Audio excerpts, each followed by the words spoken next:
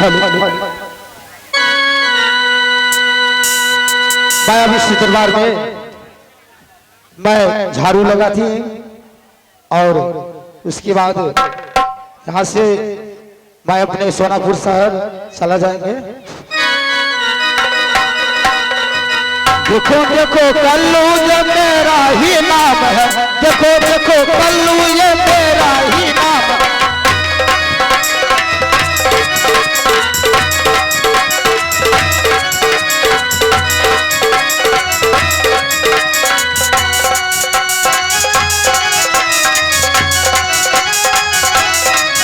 Hello आह दुनिया में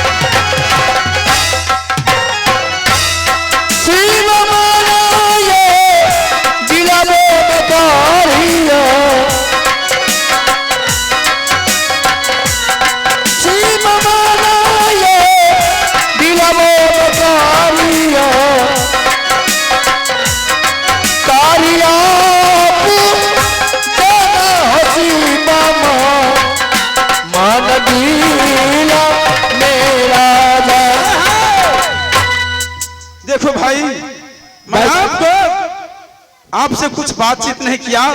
मैं न आपको पहचानता हूँ, लेकिन बगैर कसूर किए हुए मेरे बदन पर थूक क्यों फेंक दिया?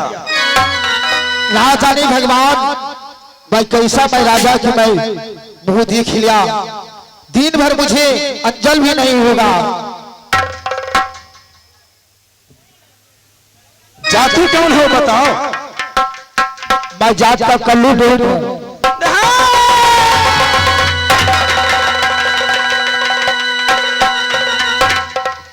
आह कैसन आया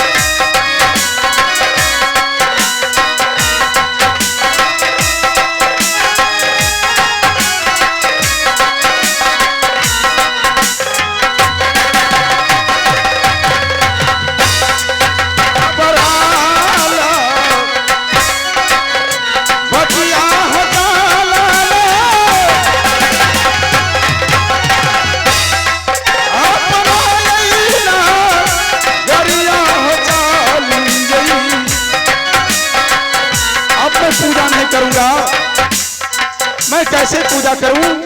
पहले मैं गंगा स्नान जाऊंगा, उसके बाद आऊंगा पूजा करने के लिए।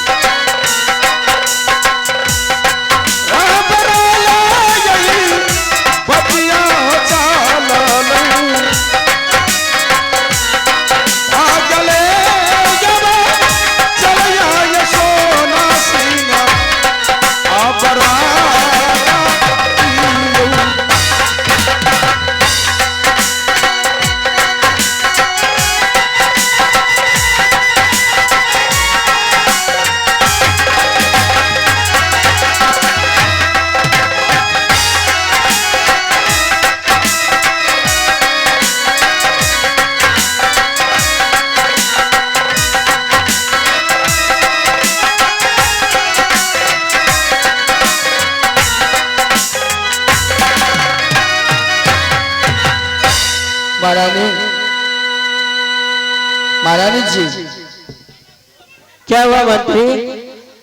आज ही महाराज बहुत दुखी होकर आ रहे हैं। क्या बात है? ये बात महाराज बताएंगे। महाराज है कहाँ पर? अभी आ रहे हैं।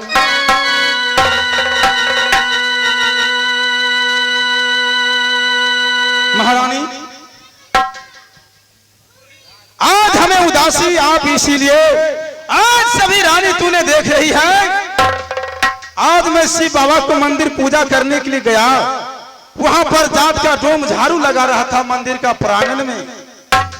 उससे मुझे बात नहीं हुआ, बेगर कसूर किए हुए मेरे बदन पर थूक फेंक दिया। वो ने कह रहा था आज पुत्र राजा से हमें दर्शन हो गया, आज हमको खाना तक नहीं मिलेगा, इसीलिए मैं उदासी हूँ, आज मैं पूजा नहीं कर सका। स्वामी जी क्यों नहीं काशी घाट को पंडित जी मंगा करके पत्रा उठा करके देखते हैं कि भगवान हमारे नसीब में क्या लिखा है। बिजली सिंह तुम आओ।